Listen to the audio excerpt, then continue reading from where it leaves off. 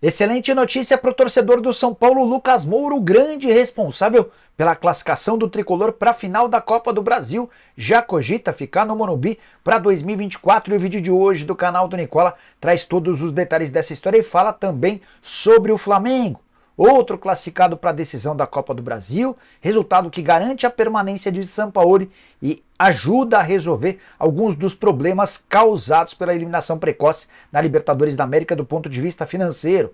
Quero te apontar os culpados no Corinthians pela eliminação na Copa do Brasil. Falo também sobre o Palmeiras, o que há de verdade na possibilidade de o Verdão faturar com a venda do Danilo do Nottingham Forest para um gigante do futebol inglês. Tem ainda as últimas do Vasco, brigando na justiça para ter o direito de jogar no Maracanã. Conto também sobre mercado, bastidores, finanças e muito mais.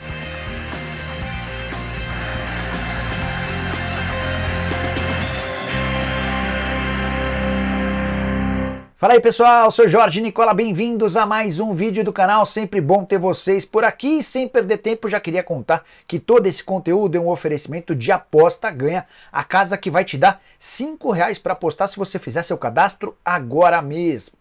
Quero mostrar para vocês jogos dessa quinta-feira pela Série B do Brasileiro com os meus palpites para te ajudar a se consagrar. Tem Vila Nova e Mirassol, jogo complicado, vou de Vila Nova. Londrina e Atlético Goianiense, estou apostando na vitória do time visitante. Para completar, Vitória e Botafogo, esses times se enfrentam nessa sexta-feira. Vou de triunfo do Vitória. Para pegar minhas dicas e começar a se dar bem na aposta ganha, é só pegar o link que está no comentário fixo, faz seu cadastro na aposta ganha, fatura esses R$5 e começa a se divertir, sempre lembrando que na aposta ganha você precisa ter mais de 18 anos de idade e jogar sempre com responsabilidade. Boa sorte! Agora sim, bora começar o vídeo com o tradicional giro de notícias e a primeira informação é sobre o Botafogo, que não vai mais contratar reforços depois das chegadas do Bastos, zagueiro angolano, e do centroavante Diego Costa. O André Mazuco, executivo de futebol do Botafogo, assegurou que o ciclo de contratações está fechado. Bora contar também sobre Payet, o meio atacante francês, grande contratação do Vasco, só deve ter condição de estrear no fim desse mês e início do mês de setembro. São dois os problemas. O primeiro deles é a questão física. O Payet não joga desde 14 de maio. Além disso, o Vasco imagina que vai ter dificuldade para inscrevê-lo de maneira rápida. O fato de ser europeu é mais um fator complicador.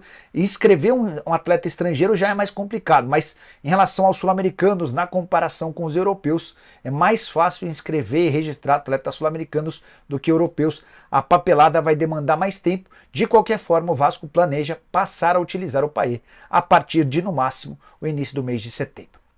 Fechando o giro de notícias, contar que o Fluminense anunciou que já vendeu mais de 50 mil ingressos para o confronto da quinta-feira da próxima semana contra o Olímpia, jogo de ida das quartas de final da Libertadores da América, expectativa de Maracanã abarrotado com torcedores tricolores. Quero falar também que Marcelo, lateral do Fluminense, é um dos investidores da SAF do América de Natal.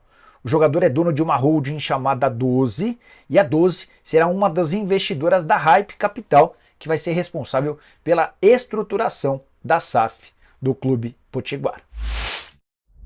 E há um novo episódio na briga entre Vasco e o consórcio Maracanã. Só para recapitular essa história, vale a lembrança de que na semana passada o Vasco havia pedido ao consórcio Maracanã para ter o direito de jogar no próximo domingo contra o Atlético Mineiro. O estádio usualmente é usado por Fluminense e Flamengo. O consórcio Maracanã recusou. O Vasco foi à justiça, conseguiu uma liminar para ter o direito a entrar em campo. O Flamengo recorreu e, nas últimas horas, o desembargador André Luiz Sidra reverteu essa decisão em primeira instância e desautorizou o Vasco a jogar no Maracanã contra o Galo. O Vasco promete recorrer a instâncias superiores. Na comunicação feita nas últimas horas, o Vasco diz que recebeu com surpresa e indignação a decisão do magistrado. Conta também que por 18 vezes existiram partidas em dias seguidos no Maracanã no ano de 2023 e em nenhuma delas o Vasco esteve em campo. Essa justificativa se dá porque o Flamengo pediu que o Vasco não tivesse o direito de entrar em campo por conta do gramado. Há um jogo no dia anterior ao do Vasco no Maracanã e aí o Vasco faria o jogo no dia seguinte. Para completar toda essa confusão, torcedores do Vasco têm usado as redes sociais para assegurar que o desembargador responsável por impedir o Vasco de atuar no próximo domingo é torcedor e sócio do Fluminense, o que denotaria um conflito de interesses, levando em consideração que o Fluminense, assim como o Flamengo, são contrários à presença do Vasco no estádio que é municipal. Como é que você está vendo toda essa confusão? Você está de que lado? Use espaço para comentários. Estou curioso para saber sua opinião. Hora de falar sobre a chance de Danilo, ex-jogador do Palmeiras, ir parar num clube gigante do futebol inglês, garantindo assim dinheiro pro Verdão. Essa história foi divulgada nas últimas horas por um setorista do Palmeiras chamado Diego Firmino. Ele afirmou que Tottenham e Liverpool estão interessados no jogador, que foi vendido pelo Palmeiras ao Nottingham Forest no fim do ano passado.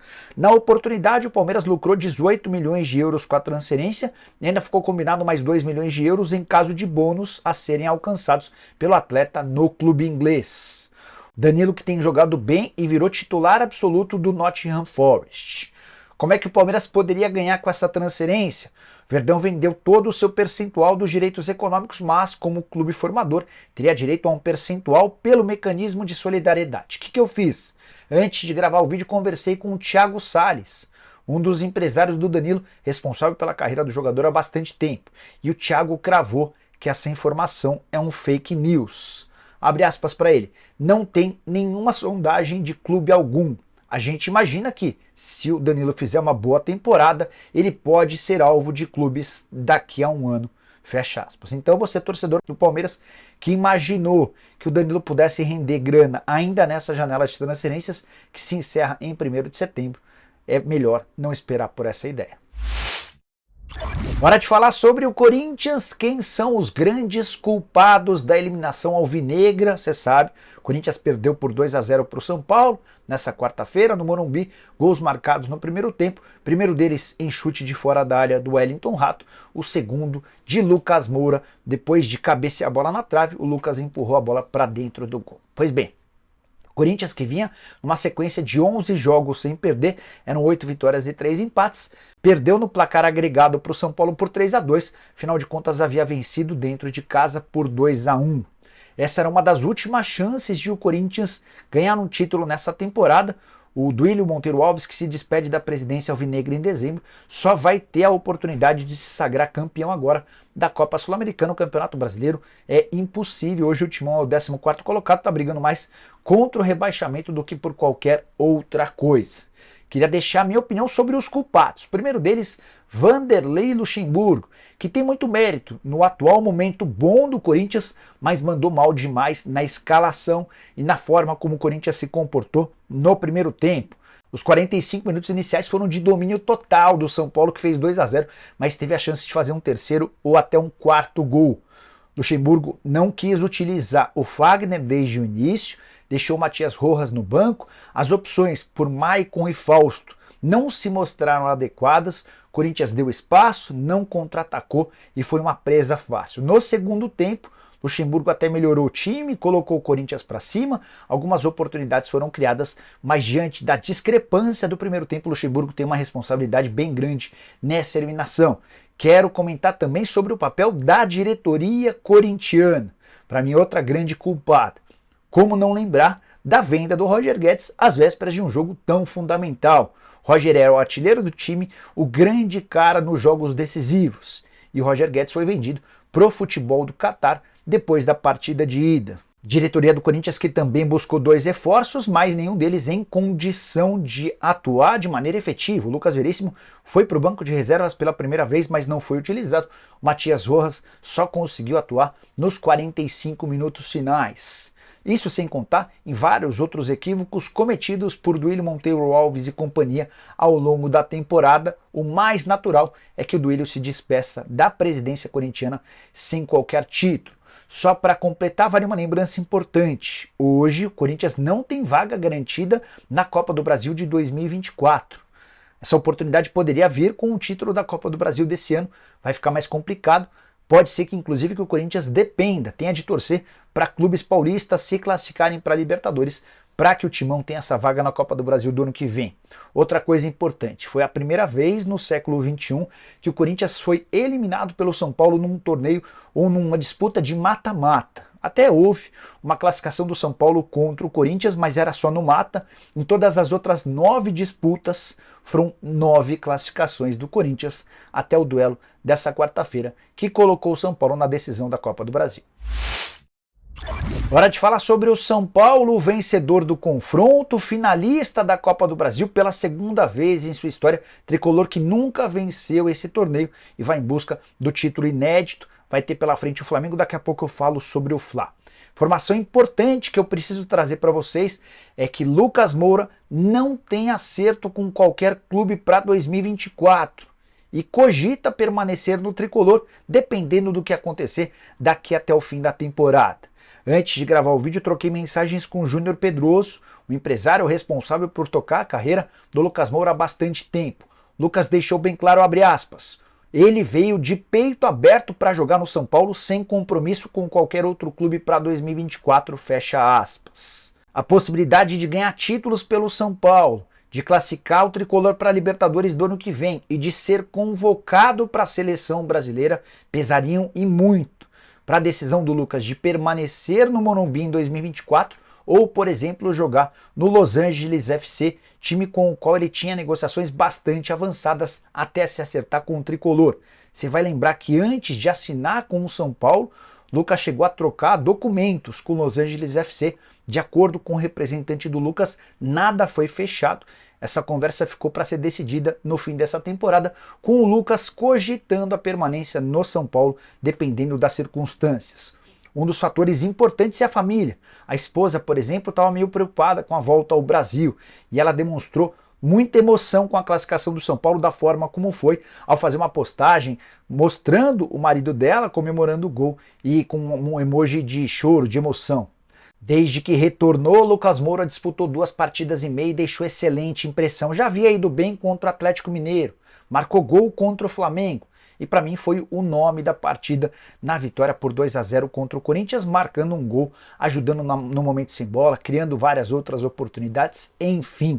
Se o São Paulo conseguir manter o Lucas Moura para a próxima temporada, terá um reforço dos mais importantes. Queria acrescentar outras informações sobre o tricolor: 62 mil pessoas no estádio, uma renda de 8 milhões e meio de reais, a maior da temporada no São Paulo, a segunda maior do país.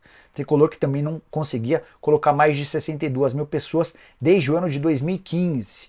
Para completar, Dorival Júnior venceu seus últimos 17 duelos de mata-mata. E essa relação, que é enorme, conta com sua passagem por Atlético Paranaense, Ceará, Flamengo e também São Paulo. Ele não perdeu nos últimos 17 duelos de mata-mata. Para completar, falo também que o São Paulo é o único clube brasileiro que segue vivo em 3 competições. Você já havia parado para pensar nisso? Corinthians eliminado da Copa do Brasil, Flamengo já havia caído na Libertadores da América, ninguém mais disputa 3 competições como o São Paulo, que participa do Campeonato Brasileiro, da Copa do Brasil e da Sul-Americana. A saideira sobre o São Paulo, Dorival chega pela 4ª vez à final da Copa do Brasil, dessa maneira só atrás do Marcelo Oliveira, que tem 5 decisões. O Dorival se junta a Felipão, Mano, Renato e Levir como os técnicos na 2ª colocação entre os que mais fizeram participações em finais da Copa do Brasil. Bora fechar o vídeo para falar sobre o Flamengo, que vai tentar o bicampeonato da Copa do Brasil. A curiosidade é que vai enfrentar Dorival Júnior, seu técnico na conquista do título da Copa do Brasil do ano passado. Dessa maneira, ou o Flamengo ou o Dorival, um dos dois terá o bicampeonato de forma legítima em 2 anos consecutivos. Finais marcadas para 17 e 24 de setembro, daqui a um mês. Serão em 2 domingos, o mando de campo será definido através de um sorteio. Queria contar para vocês que a classificação do Flamengo diante do Grêmio foi com vitória por 1-0, gol do Arrascaeta, numa partida que não foi das melhores. O Flamengo não brilhou, pelo contrário, em vários momentos foi inferior ao Grêmio. Mas quando o Renato Gaúcho decidiu mudar seu time, foram 3 substituições, o Grêmio baixou sua intensidade, o Flamengo melhorou e chegou ao gol em cobrança de pênalti. Dessa maneira, é a 4ª eliminação seguida do Grêmio em mata-matas contra o Flamengo. já havia caído na Copa do Brasil de 2021 e 2018, na Libertadores de 2019 e agora na Copa do Brasil de 2023. Freguesia total do Grêmio em relação ao Flamengo. Nos últimos 15 jogos, 11 vitórias rubro-negras contra apenas uma do Grêmio. Nesse mesmo período, 32 gols do Fla e só 8 gols gremistas. Soares chegou a 8 partidas sem marcar gol, não marca desde 25 de junho. Por sua vez, a torcida do Flamengo continua irritada. No final da partida, ela gritou para o presidente Rodolfo Landim o seguinte: "Ei, Landim, vai tomar caju." Técnico Sampaoli, que foi vaiado antes da bola começar a rolar, acabou sendo poupado no fim da partida. É legal contar também que alguns jogadores do Flamengo, em meio à comemoração do gol, foram cumprimentar o Sampaoli. Não foi aquele cumprimento muito cordial, mas com alguns tapas na careca do argentino. Mas a parte mais importante vem agora, além de ficar mais perto de um inédito título em 2023, o Flamengo já falhou em outras 5 competições, rubro-negro ameniza algumas das perdas com a eliminação precoce na Libertadores da América. Você sabe que o Flamengo desperdiçou a chance de ganhar o título da Libertadores ao cair para o Olímpia nas oitavas de final. De forma muito antecipada, o clube deixou de faturar, se fosse campeão, cerca de 109 milhões de reais na competição sul-americana. Dessa maneira, precisa fazer caixa na Copa do Brasil. E a passagem para a decisão já vai assegurar ao Flamengo no mínimo 30 milhões de reais. Esse é o prêmio prometido ao vice-campeão. Se o Fla for campeão, em vez dos 30 milhões de reais em bolsa, a bolada de 70 milhões de reais, bonificação paga pela CBF. E você, vai apostar em quem? Flamengo ou São Paulo? Quero saber quem será campeão da Copa do Brasil. Use o espaço para comentários, curtiu o vídeo, deixa like, se inscreve no canal, não esquece de compartilhar também. A gente volta à tarde com mais notícias. Abraço, tchau!